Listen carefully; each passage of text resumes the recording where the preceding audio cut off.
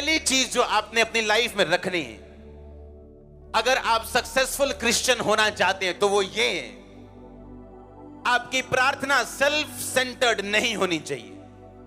लिख लो पहला point. Bible कहती है यहोजकेल जब परमेश्वर के सामने गया तो परमेश्वर ने कहा, यहोजकेल क्या ये हड्डियां जी सकती हैं? उसने कहा, परमेश्वर तू ही जानता है। क्या ये हड्डियां जी सकती हैं? उसने कहा, परमेश्वर तू जानता है। कहा कि नहीं कहा? यहोजकेल अगर ये कहता, हां परमेश्वर ये हड्डियां जी सकती, तो वो गलत होता। क्यों?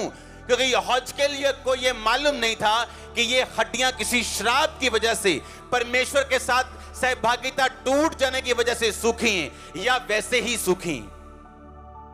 अगर वो ये कहता हां ये जी सकती हैं, तो उसमें यहोजकेल का अपना आप नजर आता, जो कि परमेश्वर नहीं चाहता कि प्रार्थना करते वक्त आप उसे नजर आए, आपकी मैं नजर आए।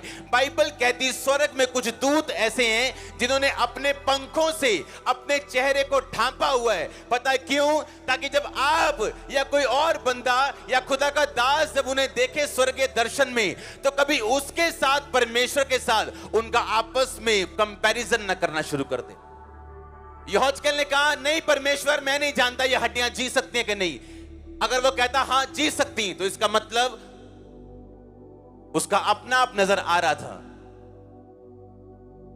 उसने कहा, मेरे को नहीं मालूम ये हड्डियों के सूखने का कारण क्या है, तो मुझे कैसे मालूम कि जी सकती है कि नहीं। अगर वो कहता नहीं जी सकती, तो यह भी गलत था, क्योंकि वो परमेश्वर की पावर के विश्वास के खिलाफ था, क्योंकि परमेश्वर की पावर से वो हड्डियां जी सकती थी। आज के बाद अगर आप सक्सेसफुल होना चाहते हो और परमेश्वर के दाहिने हाथ को, भयानक कामों को, बड़े कामों को, एक रसौली गायब होना और बेबी के रूप में परिवर्तित होना, यह भयानक काम है। अगर ऐसे बड़े काम देखना चाहते हो, तो जब प्रार्थना करने के लिए आज प्रभु की हुजूरी में बैठोगे, तो आपकी प्रार्थना सेल्फ सेंटर्ड और मैं के ऊपर नहीं होनी चाहिए। आमीन। आप प्रार्थना करने के लिए बैठते हो, सबसे पहली प्रार्थना क्या है? हे परमेश्वर, मैंने जो वीजा अप्लाई किया है, तेरे दूत उसको छुएं, एम्बेसी में चले जाएं, एम्बेसी के घर में चले जाएं, काउंसलर के गले को दबा दे, कान को दबा दे, मार दे उसे, प्रभु वीजा चाहिए मेरे को। इसका मतलब आपकी प्रेयर सेल्फ सेंटर्ड है और पूरे चांस हैं आपकी प्रार्थना का उत्तर ना आने के, क्योंकि बाइबल इस प्रकार कहती, उसमें लिखा, तूने मांगा पर पाया नहीं, इसलिए तू व्यभिचार में उसे उड़ा दे। हालेलुया। तूने मांगा पर पाया नहीं, इसलिए कि व्यभिचार में उड़ा दे। अगर तुम खुदा की सेवा करोगे, तो क्या लगता है खुदावन तुम्हें मजदूरी नहीं देगा? तुम उसकी महिमा करोगे, तुम्हें क्या लगता है वो तुम्हें ऊंचा नहीं करेगा?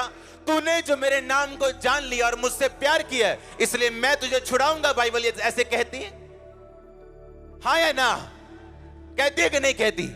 लेकिन जब प्रार्थना सेल्फ सेंटर्ड है, पहली प्रार्थना जब आप वचन में बैठे, प्रार्थना में बैठे, आपकी पहली प्रार्थना होनी चाहिए, परमेश्वर मैं तुझे और जानना और समझना चाहता हूं। दूसरी प्रार्थना होनी चाहिए, परमेश्वर मैं तेरे वचनों की गहराई को समझना चाहता हूं। तीसरी प्रार्थना आपकी गैर भाषा होनी चाहिए। चौथी प्रार्थना आपकी कमियां, कमजोरियां होनी चाहिए कि परमेश्वर ये मेरी लाइफ की कमजोरी है जिससे मैं बाहर आना चाहती हूं, बाहर आना चाहता हूं। पांचवी छठवीं प्रार्थना फिर भी आपकी यही होनी चाहिए कि तू लोगों को बचा, मेरे घराने को बचा, हमारे उद्धार को और तू फैला परमेश्वर। और फिर आप अपनी प्रार्थना रखो जो रखनी कि परमेश्वर, अगर